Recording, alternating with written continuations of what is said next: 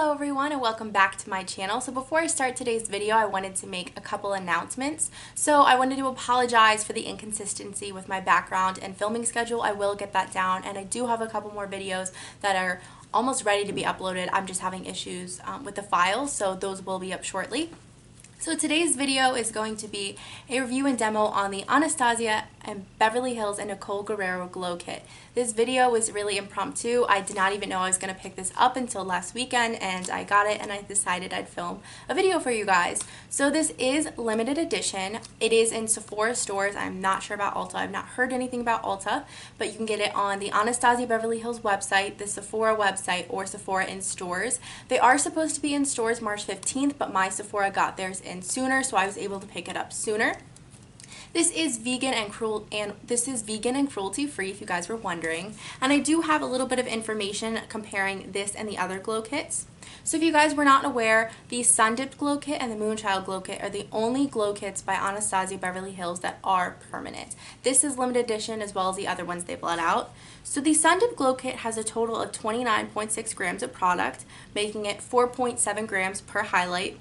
The Nicole Guerriero palette has 27 grams of product for a total of 4.6 grams per highlight, and the Moonchild palette has 25.2 grams of product for 4.2 grams per highlight. So you are getting the most product in the Sun Dipped Glow Kit and the second most in this palette right here. So the formulation is different on all these as well. I've noticed that this is probably the most glittery out of all of them, but that's not to say they're really chunky and glittery. This is not as chunky and glittery as the Ultimate Glow Kit, which was the 6-pan highlight palette that they came out with around the holidays. That is much more chalky, much more glittery. This is much more creamy, but it does have a little bit more glitter than the Sun Dipped Glow Kit. That is very metallic and very soft with little to no glitter in it. So I didn't pick that up because that was too dark for my skin tone, but these just really spoke to me. I thought they'd be beautiful eyeshadow shades as well. So here are the shades right here. Again, if any of these are too dark for you, I would recommend using this shade right here, Forever Lit, to mix into these, or using these as eyeshadow shades. But if you're very, very fair, I would not recommend this to you. I would also not recommend this to you if you don't like really beaming out their highlights. This is for those of you that like really metallic, wet looking highlights, a very obvious highlighter. So I am going to give you guys a couple swatches, and I'm also going to show it on my cheekbones. I am wearing it on my eyelids today.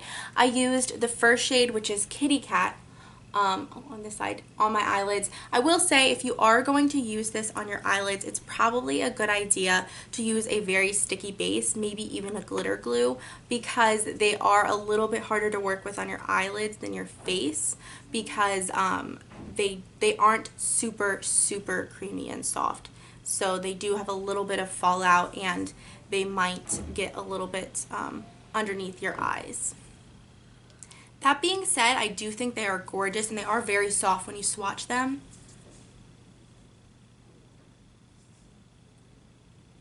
So here are my swatches. So the first shade we have right here is Kitty Cat.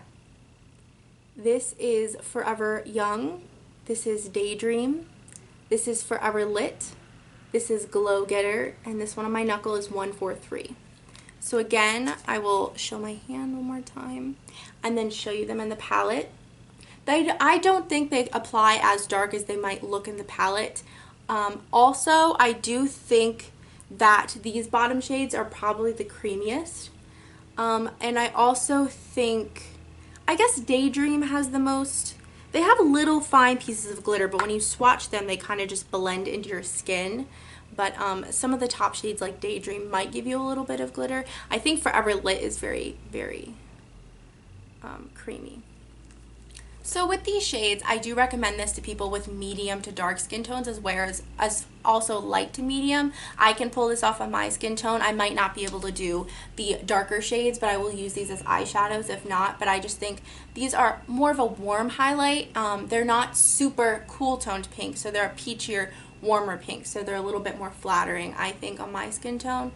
So if you're more of a yellow skin tone, you know, a warmer skin tone, don't be afraid to buy this. I still think this will look beautiful on your skin.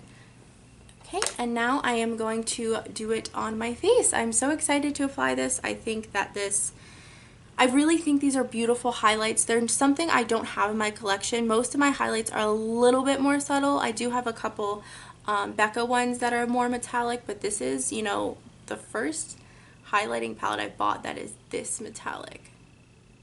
So that is Forever Young, the second shade in the palette, the more champagne-y shade right down there. I would say this is probably my favorite shade, especially for my skin tone. So that was me using the Morphe G37 brush, and I am going to take the Sigma F41 fan brush to see which one applies better. But I am going to take Kitty Cat, which is the first shade.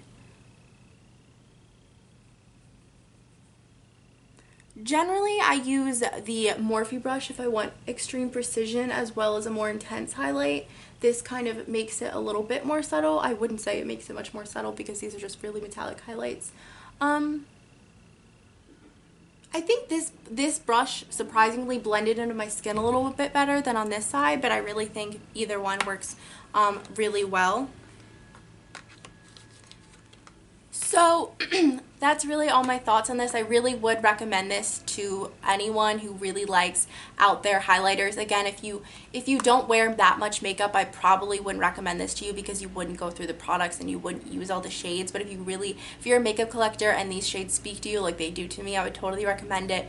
And I think they're really beautiful, and they're really beautiful eyeshadow shades. I would just be careful when you're using them. But again, I would recommend this, and if you do want to get it, I would go soon because this is limited edition. So, but if you can't get your hands on this, you could get the Sun Dip Glow Kit or the Moonchild. But I have not used either one of those personally. So yeah, so I hope you guys like this video, and I'll see you guys soon. Thanks for watching.